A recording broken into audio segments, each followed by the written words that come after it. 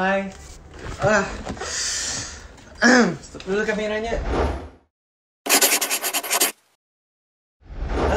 Yo, what up guys, what's new? Oke, lanjut lagi kita ke informasi-informasi tentang seputar YouTube, seputar pemula, seputar YouTuber gitu. Karena gue mau sharing-sharing kayak gini, gue hobi dan suka juga sharing-sharing kayak gini ke kalian, supaya nambah wawasan kalian, supaya bukan cuman gue yang tahu ini gitu kan. Karena di sini gue mau membahas tentang plus minus YouTuber gitu. Jadi buat kalian YouTuber baru nih, apa kabar nih? Gimana nih keadaan kalian nih? Viewsnya masih dikit kah? Terus subscribernya susah naiknya tuh kayak gimana tuh? Terus kalau misalkan udah satu videonya viral, terus kedepannya pasti nggak viral lagi kan? Kayak gitu kan? Oke, jadi di sini gue mau ngebahas tentang itu semuanya, kita bakal ngupas tuntas. Kalau misalkan kalian mau tanya tentang apapun itu, silahkan tanya di kolom komentar di bawah. Sebelum kita mulai lanjut, jangan lupa buat di like, comment, share, dan subscribe dulu, dan follow Instagram gue di sini @valenzananda, atau ada linknya di description di bawah. Oke, jadi sebelum kalian nonton video ini, pastikan dulu kalian udah nonton kan kemarin video yang tentang apa?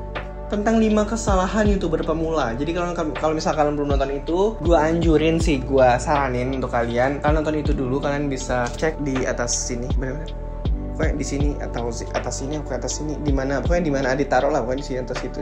Pokoknya kalian cek dulu di situ, karena sebelum kalian nonton video ini, karena ini kan video plus minusnya. Terus di sebelum itu video 5 kesalahan YouTuber pemula. Jadi kalau misal kalian mau tahu tentang video kesalahan apa aja sebagai YouTuber pemula, kalian cek dulu deh, kalian cek video sebelumnya, atau ada juga di link di description di bawah. Nah, di sini kita bakal lanjut untuk membahas tentang plus minus menjadi seorang YouTuber itu enaknya apa, enggak enaknya apa, di titik naiknya gimana rasanya, titik downnya tuh kayak gimana rasanya, tuh kita bahas di sini gitu. Jadi buat kalian YouTuber tuh, buat kalian di luar sana yang bukan YouTuber, jangan kalian anggap YouTuber tuh enak. Jangan berpikiran ini semua YouTuber nih kaya, enak, gini segala macam tuh. Jangan terlalu mikiran kayak gitu, karena banyak banget minusnya di luar sana yang kalian nggak tahu tentang menjadi seorang YouTuber gitu. Jadi kalian kalau misalnya bukan YouTuber pun yang nonton video ini, supaya kalian tahu gitu apa minusnya dari kita menjadi seorang YouTuber gitu. Kita masuk yang pertama, plus menjadi seorang YouTuber yang pertama, yaitu adalah kalian menjadi orang yang dikenal sama banyak orang. Tapi dikenal sama banyak orang ini itu ada maksudnya tuh tertentu, konsepnya itu berbeda dengan dikenal sama banyak orang dan terkenal. Itu terkenal tuh beda. Jadi kalau misalnya terkenal, dia tuh udah dikenal sama banyak orang, tapi emang dia tuh dikenal, terkenalnya itu karena oh dia nih YouTuber, oh dia nih gini-gini, mempunyai efek yang gini-gini, public figure sebagainya ini. Cuman kalau misalnya banyak dikenal, dia tuh banyak orang tahu sama dia, tapi dia tuh nggak terlalu yang bikin orang tuh ngefans sama dia atau kayak gimana sama dia, kayak gitu istilahnya. Pokoknya kalian bisa ngerti lah itu perbedaan definisinya itu kayak gimana gitu ya. Jadi yang pertama sih, pokoknya banyak yang kenal kalian lah, banyak yang dia YouTuber gini-gini segala macamnya. Walaupun kalian berkecimpung di YouTube sedikit apapun, kalau misalnya udah ada nama kalian, video kalian di YouTube, kalian udah bisa dianggap sebagai YouTuber, dan orang lain juga menganggap kalian sebagai YouTuber. Plusnya itu di situ. Tetapi kalian nggak tahu minusnya kan? Oke, jadi kita langsung bahas plus minusnya. Plus minus,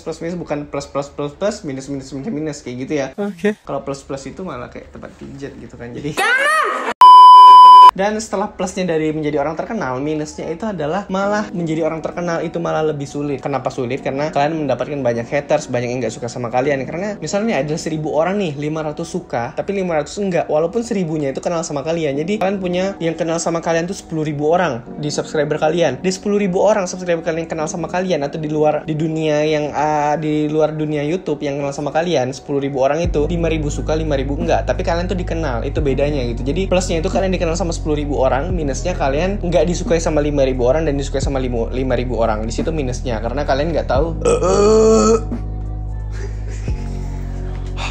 Ini gue kenyang banget, parah sih asli, tadi habis makan banyak banget. Jadi maaf kalau gue sendal-sendal terus nanti sepanjang video ini. Jadi kalian tuh banyak yang ngehujat, banyak nanti yang bakal jadi head comment untuk ke kalian. Terus juga banyak yang bakal pengen ngejatuhin kalian, pengen buat kalian ngedown, pokoknya banyak yang iri. Dan itu sama kalian itu wajar, sesuatu yang wajar. Tapi kalian nggak tahu rasanya menerima semua itu tuh. Cyber bukan bullying sih, bullying tuh kayak membuli seseorang, tapi kayak ini cyber hate gitu, atau kayak head comment, atau kayak ya segala macam yang kayak gitu kalian harus menerimanya, mau tidak mau kalian harus menerimanya. Oke, itu baru yang pertama. Ini kayaknya agak panjang, cuman gua nggak mau nyebutin semuanya. Terus yang kedua, plus yang kedua menjadi seorang YouTuber, yaitu adalah dimana kalian bisa menghasilkan uang di YouTube. Nah, kalian tuh bisa menghasilkan uang di YouTube tuh karena ketika kalian sudah mencapai ketentuan yang sudah syarat dan ketentuan yang berlaku di YouTube, misalnya mempunyai 1000 subscriber dan 4000 jam tayang, itu syarat minimal ketika kalian mendapatkan Google AdSense. Kalian ketika mengupload video tiap hari dan masuk iklan, walaupun views kalian sedikit tapi iklan kalian tuh gede yang masuk, itu kalian tetap bakal juga masuk pendapatan kalian per bulannya berapa, dan bakal bisa dicairkannya itu ketika ke $100 atau 1.300.000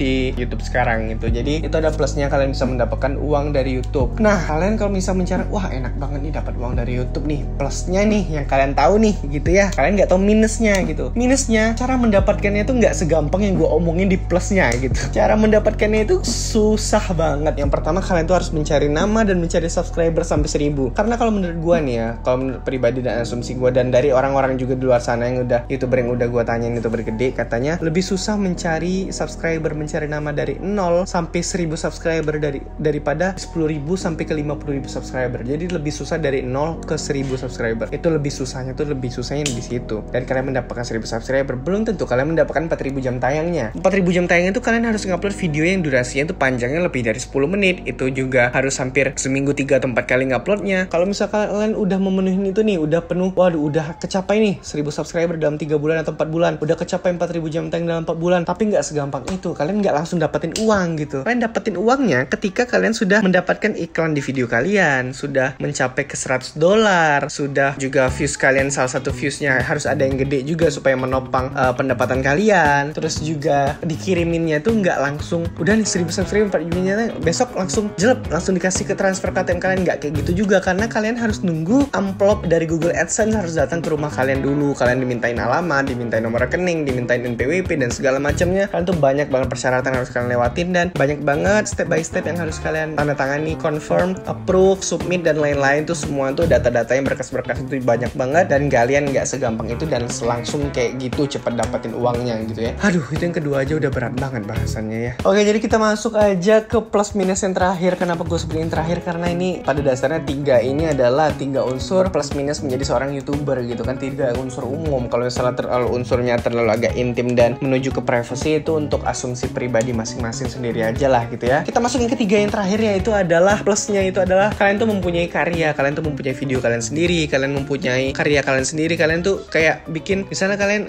pengen kalian bikin ini nih, terus keluarga kalian nonton, si ini nih udah buat video ini nih. Misalnya gue bikin video kan, si Enzo udah bikin video ini nih, si Enzo bikin video vlog nih, bikin video prank nih, bikin video reaction nih, gini-gini segala macam. Gue punya video gue sendiri, gue punya karya yang gue pertontonkan kepada orang-orang lain, bukan di luar sana juga gitu kan, untuk keluarga gue, untuk teman-teman gue, untuk sahabat-sahabat gue di deket gue gitu kan. Jadi ya asumsi orang terdekat gue yang kenal sama gue, dan itu menjadi karya gue. Jadi orang tuh tahu, oh ini buat video untuk dikonsumsi sama teman-teman gue, keluarga gue dan lain-lain gitu kan. Jadi kalian tuh punya kreativitas sendiri gitu kan. Jadi misalnya nih kalian di sekolah tuh pinter banget, pendidikannya pinter banget, tapi pas sudah selesai sekolah kalian jadi apa? Misal kalian jadi sarjana hukum gitu kan, tapi ujung-ujungnya banyak juga yang jadi Grab, banyak juga yang jadi Gojek, karena dia tuh cuma mempunyai kepintaran yang secara akademis bisa dibilang, tapi dia tidak mempunyai kreativitas di luar akademis tersebut gitu kan. Jadi itu berbeda gitu. Jadi kalian tuh hidup ini dimana kalian bisa menempatkan posisi kalian untuk beradaptasi dengan yang lain gitu. Jadi kalau misalnya kalian bisa beradaptasi, kalian bisa maju, kayak gitu aja sih gitu kan. Terus positifnya tuh kalian mempunyai karya video, terus juga kalian bisa nonton ulang-ulang, bisa menjadi kenangan, bisa menjadi arsip diri kalian sendiri. Misalnya kalian liburan kesini nih tahun ini, nanti di 5 tahun 10 tahun yang akan datang kalian tuh pengen nonton video itu lagi. Jadi kalian punya arsipannya, karyanya sendiri, tapi itu bukan konsumsi kalian sendiri, tapi bisa juga ditonton sama orang lain dan orang banyak gitu. Dan itu tuh ada diri kalian di dalam video itu. Itu positifnya, sisi plusnya gitu ya. Dan kalau misalnya sisi minusnya, ini yang kalian banyak juga nggak tahu. Kalian nggak tahu kalau misalnya buat video itu capek sebenarnya. Satu video itu bisa sampai 20 menitan, setengah jaman. Tapi yang kalian tonton tuh apa? Yang kalian tonton cuma 10 menit, 12 menit. Itu yang udah kita edit, yang udah gua dan tim gua edit, yang udah gua permak videonya segala macemnya. Itu pun permaknya butuh sehari 2 hari gitu kan. Yang kalian tonton tuh cuma kira 10 menit doang udah habis. Tapi kalian nggak ngelihat proses di balik itu semua. Prosesnya kita ngabisin waktu sehari untuk bikin video, ngabisin waktu 2 hari untuk ngedit. Jadi 3 hari ke depan kalian baru bisa nonton karya kita yang cuma 10 menit di YouTube. Jadi cuma itu bisa kalian tonton, tapi kalian nggak tahu di balik itu semua. Di balik itu semua itu butuh perjuangan, kerja keras, capeknya, energi, tenaga, waktu, semua kita buang di situ untuk membuat karya ini. Terus juga kita mikirin kontennya lagi, kita mikirin videonya buatnya di mana lagi. Terus kita butuh equipment, modal, kamera, laptop, mic dan segala macam. Kita butuh semua itu. Jadi kalian kalau misalnya cuma ngeliat dari plusnya doang, dari positifnya doang, itu emang enak banget. Cuman kalau misalnya kalian lihat dari minusnya, mungkin gua gak tahu juga kalian tuh bakal sanggup atau enggak gitu yang kayak gini gitu. Karena ini nggak semua orang yang bisa kayak gini, mungkin sesuai dengan passionnya sendiri lah gitu ya. Jadi terima kasih buat kalian yang udah nonton video gue dari awal sampai habis video ini. Kalau misalkan ada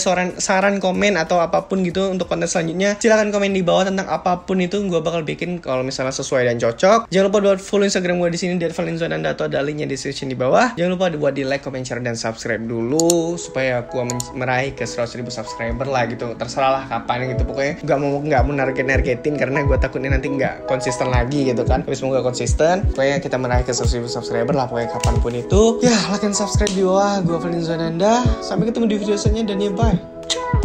Peace out.